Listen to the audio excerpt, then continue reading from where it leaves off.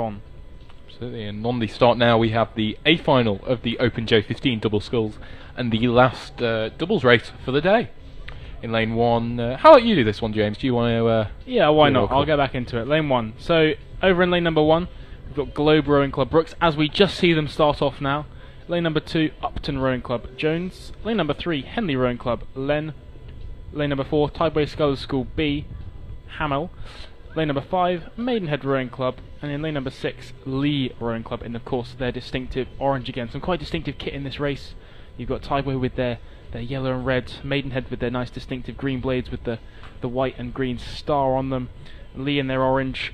You know, we look at this fixed camera as it pans perpendicular, can see that crew in lane number 2, Upton, have got an early lead.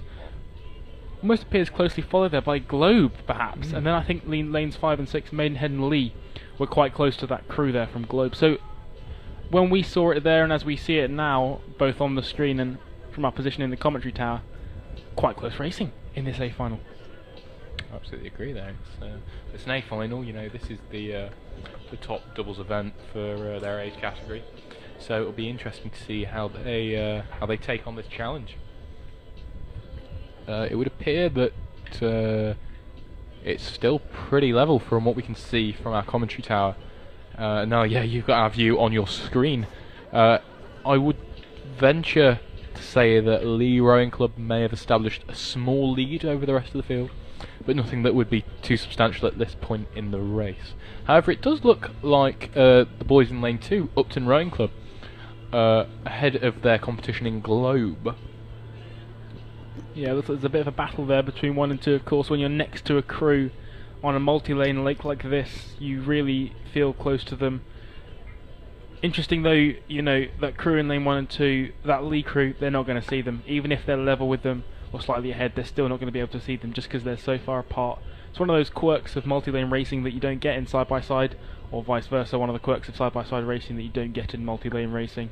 So it's quite interesting to see now as they come down. Side-by-side multi-lane racing? I mean racing, multi-lane racing on a lake like this, as opposed to river racing like Henley. A one-on-one like you do in the traditional regattas. Oh, he's caught me out on technical. Oh, technicalities, yeah. Got me on a technicality. Don't do F-buts or maybes. As we just come down now, they just come through, must be about 300 metres to go. They're starting to approach that last marker point, the 250 metres to go. You know, we're probably going to start to see some of the sprints being wound up. In fact, I think we may be seeing some of them already in action. It looks like they've all increased their rate of striking a little bit. Maybe the Upton crew in lane number 2 is just hanging on before they raise it.